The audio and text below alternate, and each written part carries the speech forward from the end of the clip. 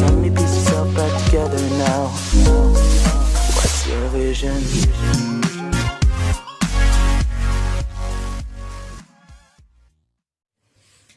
Assalamualaikum warahmatullahi wabarakatuh. Perkenalkan, nama saya Evita Damayanti dengan NIM 933101819.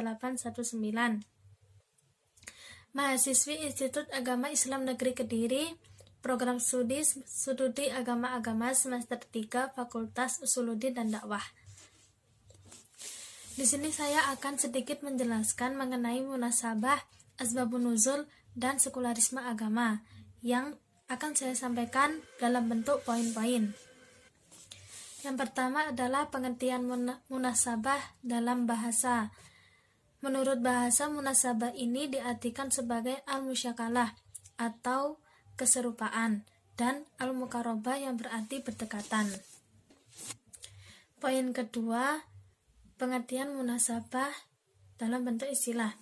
Menurut istilah, munasabah dapat diartikan sebagai suatu pengetahuan menggali hubungan dalam Al-Quran, yaitu hubungan relevansi ayat dan hubungan relevansi surat dengan surat.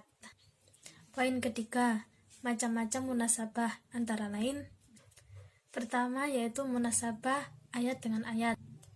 Yang kedua yaitu munasabah ayat yang mengandung unsur perbandingan. Yang ketiga, munasabah ayat yang mengandung unsur perlawanan. Yang keempat, munasabah ayat yang mengandung unsur penjelasan lanjutan. Yang kelima, munasabah ayat yang mengandung unsur tahalus. Dan yang terakhir adalah munasabah surat dengan surat. Poin keempat adalah pengertian tentang asbabun nuzul. Pengertian dari asbabun nuzul adalah sebab-sebab yang melatar belakangi turunnya suatu ayat dalam Al-Quran. Poin kelima, macam-macam asbabun nuzul, antara lain: yang pertama adalah beberapa sebab yang melatari turunnya satu ayat atau satu wahyu.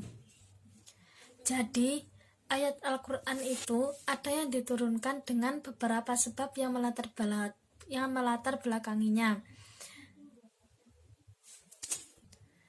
Ada satu ayat yang diturunkan karena satu atau dua sebab. Yang kedua adalah beberapa sebab yang melatar belakangi beberapa turunnya ayat. Jadi, pada zaman Rasulullah dahulu ada suatu peristiwa atau beberapa peristiwa, dan karena peristiwa tersebut maka turunlah beberapa ayat yang diturunkan oleh Allah Subhanahu wa Ta'ala sebagai penegasan terhadap peristiwa yang terjadi tersebut. Namun ada pula sebab satu peristiwa Allah menurunkan banyak ayat yang berkaitan dengan peristiwa tersebut. Poin keenam yaitu mengenai pengertian tentang sekularisme agama. Menurut pemakalah, sekularisme adalah konsep yang memisahkan antara negara dan agama. Di sini negara diartikan sebagai suatu lembaga yang mengatur kehidupan duniawi manusia tanpa dihubungkan dengan kehidupan spiritual manusia. Dan di sini agama diartikan sebagai suatu lembaga yang mengatur hubungan manusia dengan Tuhan atau bersifat religik, atau bisa disebut juga bersifat spiritual. Sejarah munculnya sekularisme ini merupakan suatu bentuk kekecewaan atau mosi tidak percaya masyarakat Eropa terhadap gereja saat itu, yaitu sekitar abad ke-15. Karena dominasi sosioekonomi dan kultural serta tindakan represi terhadap penggunaan tafsir yang dilakukan di luar gereja.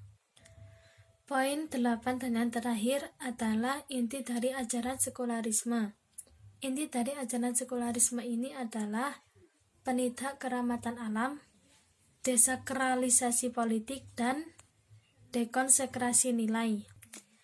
Baik, mungkin itu yang dapat saya sampaikan. Tentunya masih banyak kurangnya dari penjelasan saya. Semoga sedikit apa yang saya sampaikan ini dapat menambah informasi bagi yang mendengar maupun melihat video ini. Terima kasih. Sekian. Wassalamualaikum warahmatullahi wabarakatuh.